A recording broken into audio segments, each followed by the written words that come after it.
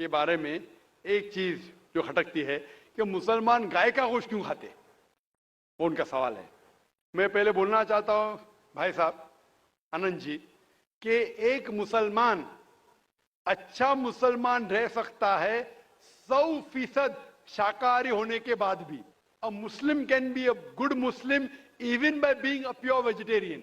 शुद्ध शाकाहारी होने के बाद भी एक मुसलमान 100% अच्छा मुसलमान रह सकता है।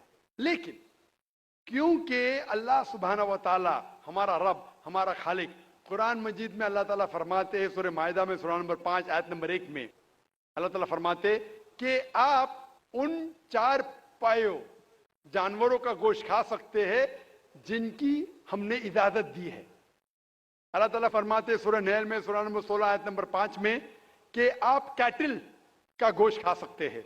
कुरान में जिक्र आता है सूरह मोमिनून में सूरा नंबर 23 आयत नंबर 21 में कि आप कैटल में से आपको मिलता है दूध, उनमें से मिलती है आपको गर्मी और आप इनका गोश्त खा सकते हैं। तो जब अल्लाह सुब्हाना व तआला हमारा खालिक, हमारा मालिक कहता है कि आप गोश्त खा सकते, तो क्यों हमें नहीं खाना चाहिए? मैं आपको कोशिश करूंगा बताने के लिए कि आज की साइंस ये कहती है कि हमारे जिस्म में हमको प्रोटीन की जरूरत है, कम से कम 23 एमिनो एसिड की जरूरत है। यही 23 में से 8 एमिनो एसिड हमारे जिस्म में नहीं बनते। उसके लिए फर्ज है कि ये हमारे खाने में हमें ये अमीनो एसिड मिलना चाहिए। कोई भी शाकाहारी, कोई भी भाजी पाला नहीं है जिसमें आटों के आटो अमीनो एसिड मौजूद है। फ्लैश में, गोश्त में आटो अमीनो एसिड मौजूद है।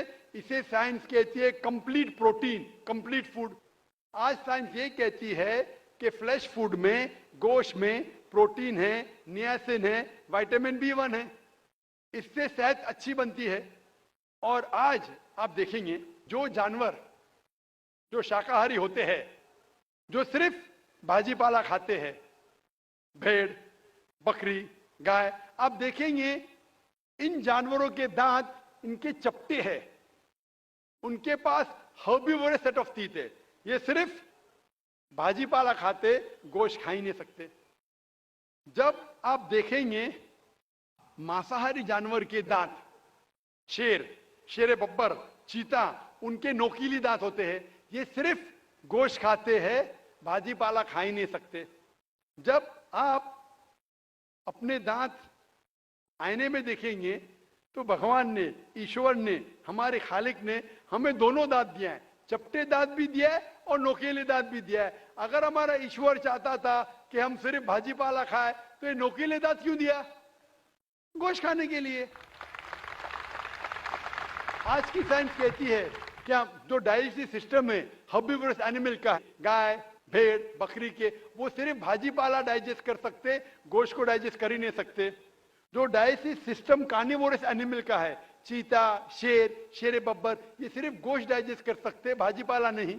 लेकिन हम इंसानों को अल्लाह ताला ने, हमारे ईश्वर ने स्मॉल इंटेस्टाइन भी दिया है, बिग इंटेस्टाइन भी दिया है। हम भाजी पाला भी डाइजेस्ट कर सकते, गोश्त भी डाइजेस्ट कर सकते।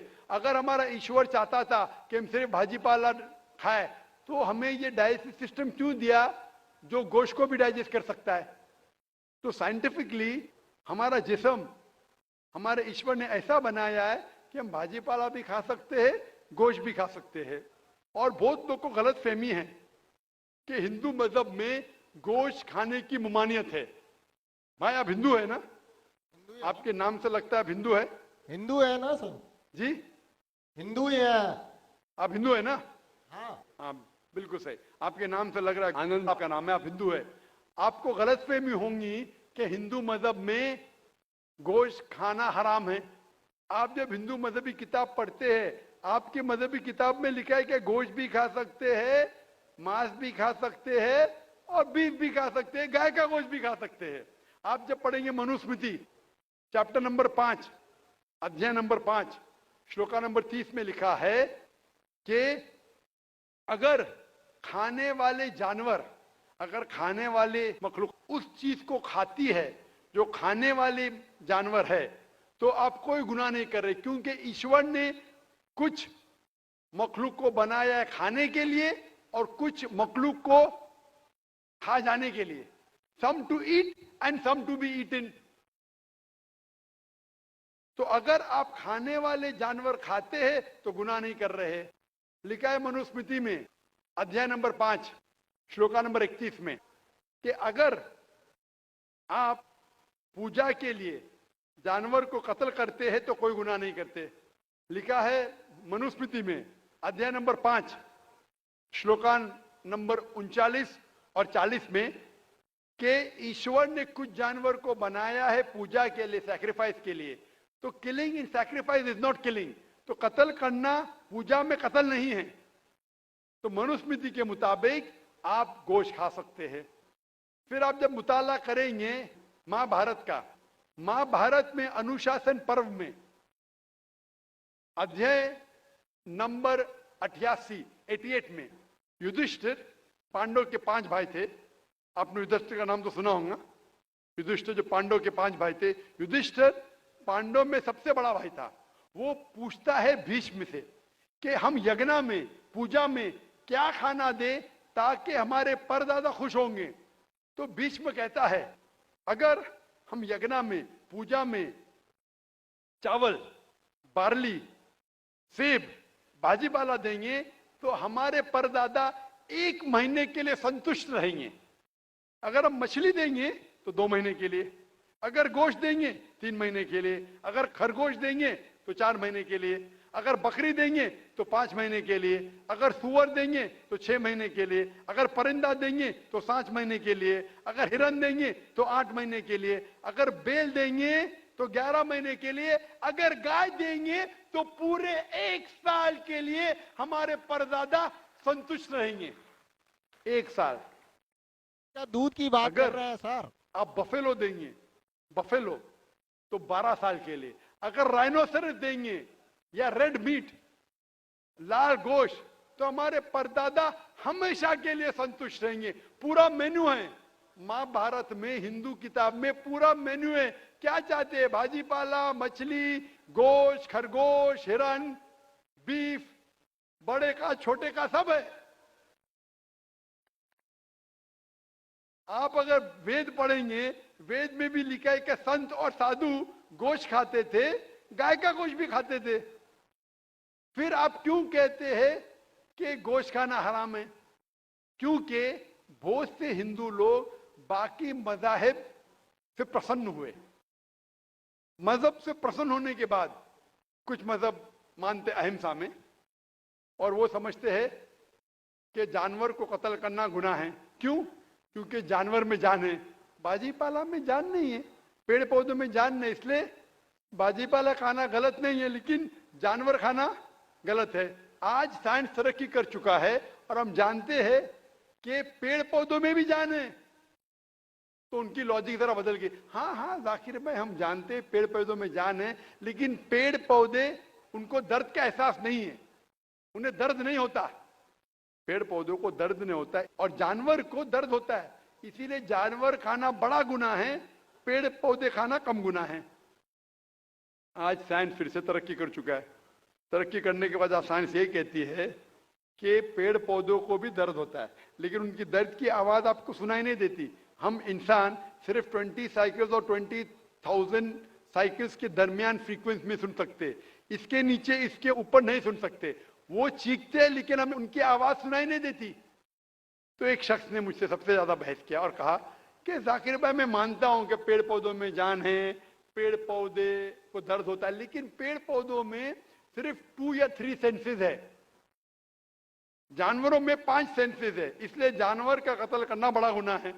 तो मैंने उससे पूछा कि अगर आपका भाई पैदा होता है 2 सेंसेस कम के साथ, वो सुन नहीं सकता है और बात भी नहीं कर सकता है, गूंगा है और बहरा है, जब वो बड़ा होता है और अगर कोई इंसान उसका कत्ल करता है तो क्या आप जाके कहेंगे जज से, मिलॉर्ड कातिल को कम सजा दो क्योंकि मेरा भाई गूंगा था, वो सुन नहीं सकता था, बात नहीं कर सकता था?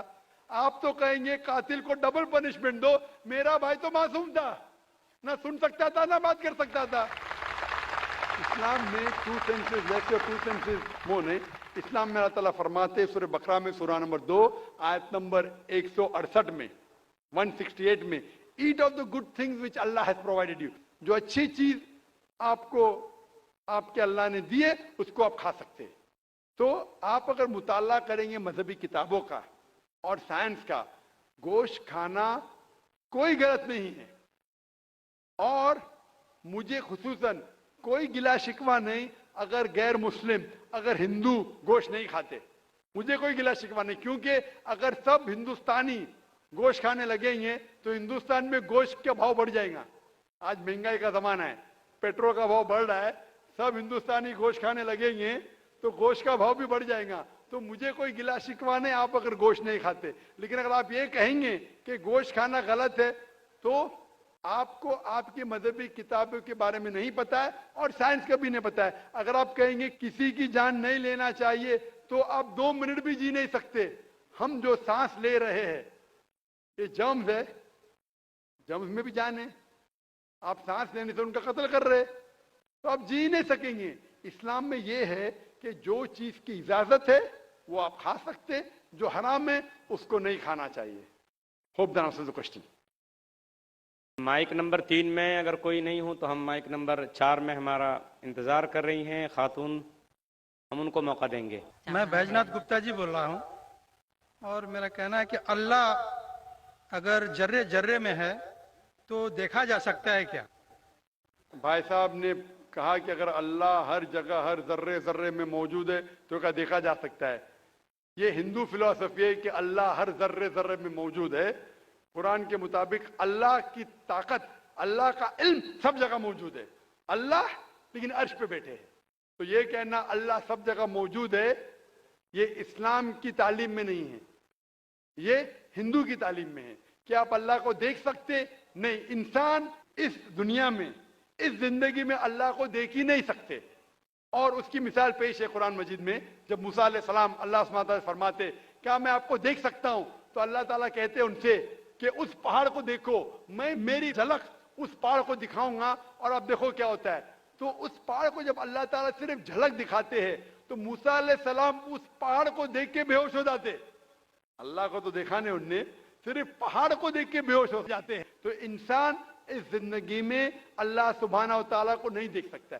इंशाअल्लाह अगले जिंदगी में, इंशाअल्लाह जब हम जन्नत में जाएंगे वहां इंशाअल्लाह हम अल्लाह का वजह देखेंगे। ये कई हदीस में इसका जिक्र है कि हम अल्लाह का चेहरा देखेंगे। इसीलिए हम कोशिश करते हैं कि अल्लाह के अहकामात पे अमल करें, इस दुनिया के इम्तिहान में सफलता पाए, इंशाअल्लाह जन्नत में जाएंगे और वहां अल्लाह का वजह देखेंगे, अल्लाह का चेहरा देखेंगे। Hope the answer the question. जी, माइक नंबर 4 में जो खातून है सवाल कर सकती हैं। मेरा नाम रामेश्वरी शाहू है।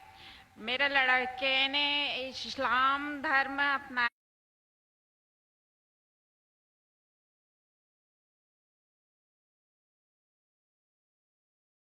है। हम हिंदू धर्म को मानते हैं, तो बच्चे लोग कौन सा धर्म शादी कर लिए? आपके बेटे ने इस्लाम धर्म अपना लिया है। अपना लिया है, तो आपका सवाल क्या है अभी? तो बच्चे लोग कौन सा धर्म मानेंगे? आपने कहा कि आपके बेटे ने इस्लाम धर्म कबूल कर चुका है, तो कौन से बच्चे? उसके बच्चे या आपके बच्चे? मेरे बच्चे, उसके बच्चे। आपने कहा कि आपके बेटे ने इस्लाम धर्म कबूल कर चुका है तो मुस्लिम हो गया है, शादी कर ली है, इस्लाम धर्म कबूल कर चुका है, उसके बच्चे क्या धर्म मानेंगे? सबसे पहले मैं ये आपसे कहना चाहता हूं कि अल्लाह के रसूल फरमाते हैं कि हर बच्चा जब पैदा होता है वो दीनुल फित्र में पैदा होता है। हर बच्चा, चाहे वो हिंदू के घर में पैदा हो या ईसाई के घर में या यहूदी के घर में, जब बच्चा पैदा होता है वो दीनुल फित्र में पैदा होता है, मतलब वो मुस्लिम जैसा पैदा होता है। मुस्लिम के मानी, जैसे मैंने कहा है, मुस्लिम के मानी अपनी जिंदगी अल्लाह के अहकाम के मुताबिक बसर करना। तो जब बच्चा पैदा होता है उसकी सारी ख्वाहिश अल्लाह के मुताबिक है। तो हर बच्चा जब पैदा होता है, चाहे मुसलमान के घर में पैदा हो, चाहे हिंदू के घर में पैदा हो, चाहे ईसाई के घर में पैदा हो, चाहे यहूद के घर में पैदा हो, वो पैदा होता है मुस्लिम जैसा, वो मुस्लिम होता है। उसके बाद अल्लाह के रसूल फरमाते कि अपने वालिदैन के जरिए, अपने टीचर के जरिए, अपने दोस्तों के जरिए हो सकता है वो शिर्क करने लगे, वो आग की इबादत करने लगे, उस वक्त वो गैर मुस्लिम होता है। इसीलिए अगर कोई गैर मुस्लिम मुस्लिम बनता है convert is a wrong word, convert कहना गलत लफ्ज है। कन्वर्ट मतलब एक तरीके से दूसरे तरीके जाना, सही लफ्ज है रिवर्ट। रिवर्ट मतलब वो असल में मुसलमान था, फिर गैर मुस्लिम बना, फिर से मुसलमान बना।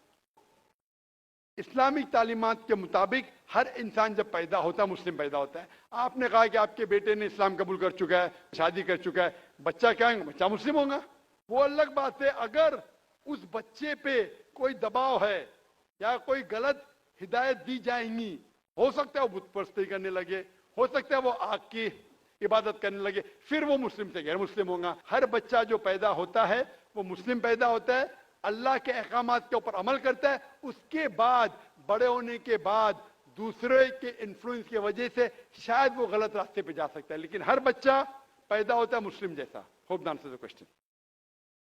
माइक नंबर 5 में अगर कोई खातून हो गैर मुस्लिम तो सवाल करें, नहीं तो माइक नंबर 1 में एक गैर मुस्लिम भाई हमारा इंतजार कर रहे हैं।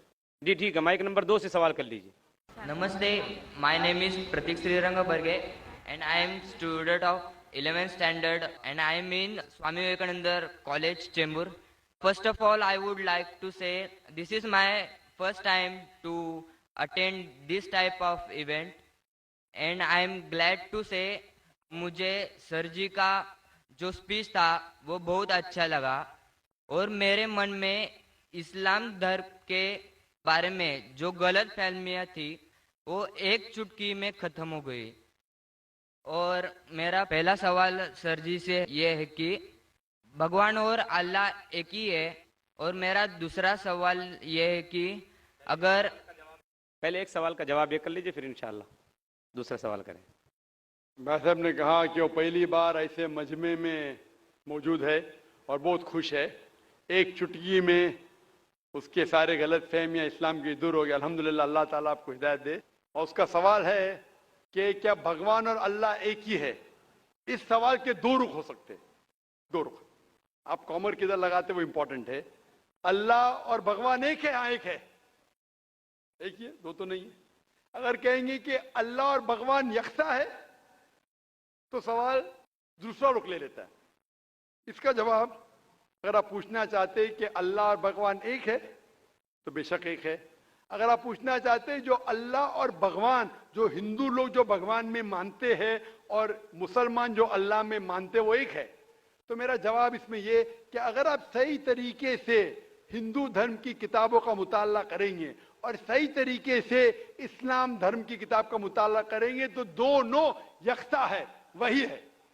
लेकिन अगर जो मजहब के धर्म अधिकारी है उनकी बात सुनेंगे जो किताबों के हवाले से दूर है, किताब के पैगाम से दूर है, तो हो सकता है आपको गलत राय मिलेंगी। जैसे मैंने फरमाया था मेरे तकरीर में कि कुरान में लिखा है सूरह इखलास में सूरह नंबर 112 आयत नंबर 1 में कुल हुवल्लाहु अहद, कहो कि अल्लाह एक है। उसी तरीके से आप जब हिंदू मजहब की किताब का मुताला करते हैं, आप पढ़ते हैं, उसमें लिखा है छंदोग्य उपनिषद में अध्याय number 6 section number 2 shloka number 1 में लिखा है एकम एविदित्यम, भगवान एक है, ईश्वर एक है, दूसरा नहीं है।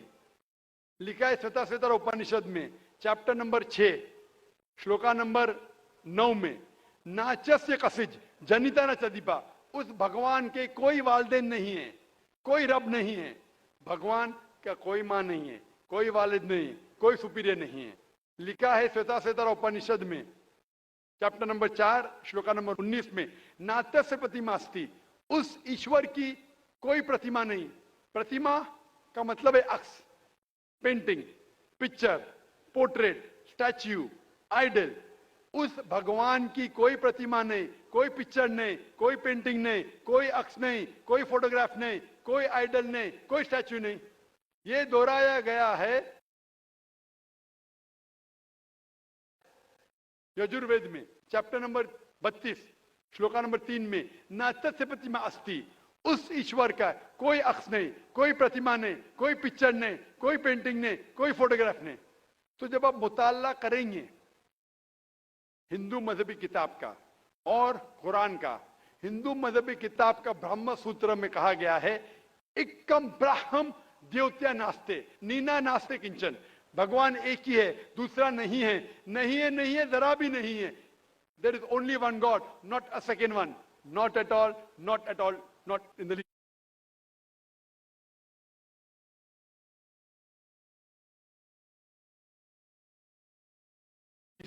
तो खालिक, मालिक, ईश्वर, भगवान, अल्लाह का कोई अक्स नहीं, कोई पेंटिंग नहीं, कोई मूर्ति नहीं, कोई फोटोग्राफ नहीं. हमें सिर्फ उस अकेले ईश्वर अल्लाह की इबादत करना चाहिए. Hope that answers the question. मैं इंतहाई अदब के साथ अपने मुसलमान भाइयों और बहनों से गुजारिश करता हूं कि देखिए, आप और हम सब मेज़बान की हैसियत रखते हैं, और जितने हमारे गैर मुस्लिम भाई आए हैं, जितनी गैर मुस्लिम बहनें आई हैं, वो हमारे लिए मेहमान की हैसियत रखते हैं. इसलिए हमारी जिम्मेदारी है अखलाकी, ईमानी, इस्लामी और इंसानी कि हम उनको मौका दें, हम अपने मेहमान की इज्जत करें और उनको सवाल करने का मौका दें, पहले हमारे गैर मुस्लिम भाइयों को और हमारी गैर मुस्लिम बहनों को. मुझे उम्मीद है कि आप हमारी इस गुजारिश को कबूल करेंगे और इस पर अमल करने की कोशिश करेंगे. माइक नंबर 1 में कोई भाई खड़े हैं, आप सवाल कीजिए.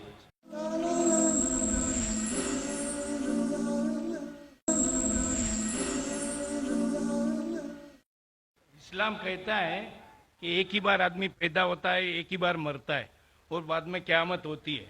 लेकिन आप देखिएगा दुनिया में कि कोई बेरा मुका मतलब डेफ एंड डम्ब होता है पैदा होते ही, ब्लाइंड होता है, हैंडीकैप होता है, जिसका पैर भी नहीं रहता है. और तो ऐसा क्यों है? और दूसरा बात ये भी है कि मरने का भी तरीका सबका अलग अलग है. कोई एक्सीडेंट में मर जाता है, कोई राइट्स में मरते, कोई क्या नेचुरल वे से मरता है. तो ऐसा क्यों है दुनिया में? महेश भाई का सवाल है कि इस्लाम में हम इस दुनिया में एक बार आते, फिर मरते, फिर क़यामत पे फिर से उठाए जाते, इस दुनिया में एक बार आते. तो ऐसा क्यों कि कोई लोग जो पैदा होते हैं, कोई अपाहिज पैदा होते, किसकी टांग ने, किसके हाथ ने, ऐसा क्यों? कोई लाचार पैदा होते. कुरान मजीद में अल्लाह ताला फरमाते हैं कि आपके बच्चे, आपकी बीवियां, आपकी दौलत आपके लिए फितना है, आपके लिए इम्तिहान है. क्योंकि जन्नत में जाने के लिए टांग होना जरूरी नहीं है, जन्नत में जाने के लिए दौलत होना जरूरी नहीं. जन्नत में जाने के लिए ये जिंदगी हमारे लिए इम्तिहान है. अल्लाह के अहकामात के मुताबिक जिंदगी को बसर करना चाहिए. कुरान मजीद में अल्लाह ताला फरमाते हैं सूरह मुल्क में, सूरा नंबर 67 आयत नंबर 2 में, अल्लज़ी खलक़ल मौत वल हयाता, अल्लाह सुब्हाना व तआला ने मौत और जिंदगी पैदा की है ताकि आपको जांच सके आप में से अच्छे अमाल वाले कौन हैं. तो ये जिंदगी हमारे लिए एक इम्तिहान है. आपका अच्छा सवाल था कि क्यों कुछ इंसान पैदा होते अपाहिज, कोई बीमार, कोई अच्छे सेहतमंद, क्यों? इसकी वजह है कि जब आप एग्जामिनेशन में बैठते हैं, हर साल एग्जामिनेशन पेपर बदलता है क्या नहीं? अगर आप कहेंगे कि हर वक्त पेपर सेम रहना चाहिए तो टेस्ट किधर, एग्जामिनेशन किधर? तो अल्लाह ताला कहता है कि जिस तरीके से आपको जो नियामत दी उस तरीके से एग्जामिनेशन अल्लाह ताला उस पेपर को परखेगा. मिसाल के तौर पे अगर एग्जामिनेशन पेपर आसान है तो टीचर उसको स्ट्रिक्ट तरीके से जांचता है. अगर पेपर मुश्किल है तो एग्जामिनर उसको आसानी से जांचता है. तो उसी तरीके से अल्लाह ताला फरमाते कुरान मजीद में, आपके बच्चे, आपकी फैमिली, आपकी दौलत आपके लिए फितना है, एक टेस्ट है. अल्लाह ताला टेस्ट कर रहा है उस बच्चे के वालिदैन का.